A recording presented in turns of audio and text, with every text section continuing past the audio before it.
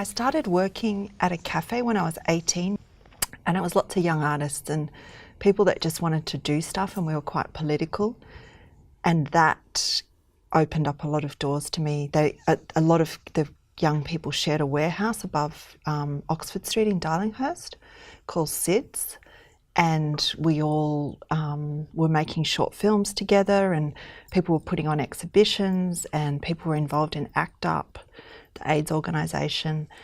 It was, I suppose, a time when we were trying to do something. I wanted to be an actor, and I studied acting very briefly, and quickly came to the realisation that I was not going to be an actor. And someone got in contact with me from SBS ICAM. Julie Nimmo was doing a piece about youth suicide. I knew that world, and I understood youth suicide, had a lot of friends that had passed away. So I was part of the story with Julie Nimmo. And I mentioned that I'd had this idea for a film. She rang me back that afternoon and said, look, Metro Screens got this initiative going. And I was successful.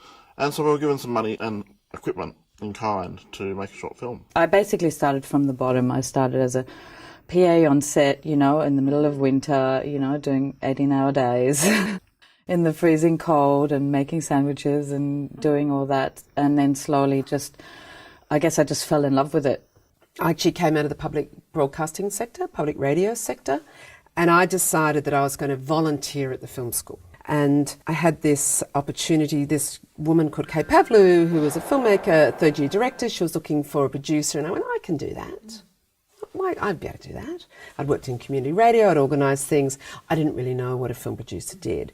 So I went and volunteered and did a film called The Killing of Angelo Sarkos. And that film did very, very well, sold to SBS. So I hung around the film school for a year and they didn't really know who I was. I didn't ever officially go to the film school. I just hung around and made this film with Kay and formed relationships through that. I started off taking photos and Polaroids, and then I think I just was addicted to image. I loved image.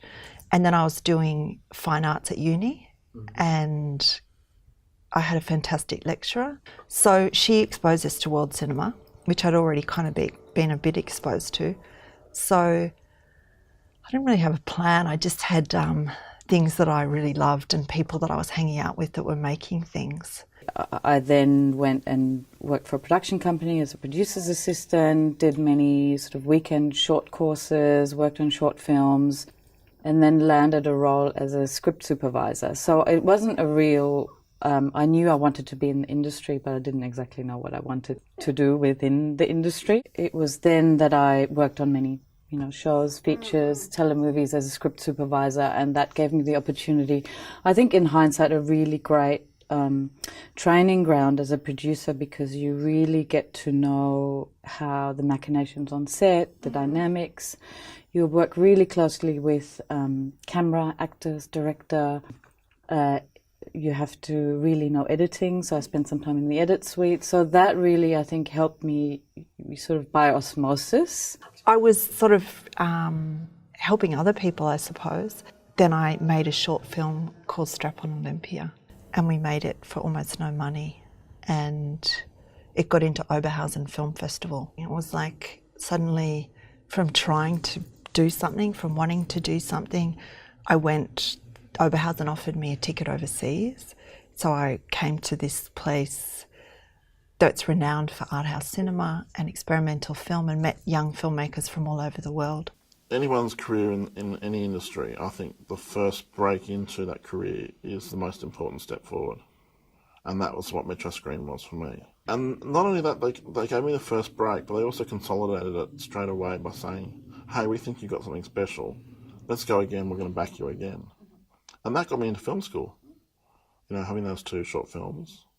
And also, people noticed those short films. So I just decided, I want to produce. So I found a director that I really respected, and I said, do you want to make a short together? And we found a script and then basically put our money into it. I went out there and I did it, and I got really scared, and I joined a music video company. And after a while making clips, although I learnt a lot about what grips and gaffers and cinematographers, DOPs do, and how to organise catering and all those sort of things, I still felt that I wanted to actually make films. I was talking to a friend and she said, you've just got to do it. You've just got to find that passion project and do it. So I left everything. So I took lots of risks through this period. Worked as in home care, worked as a cleaner at the same time. Opened up the back room of my house as an office and started a slate.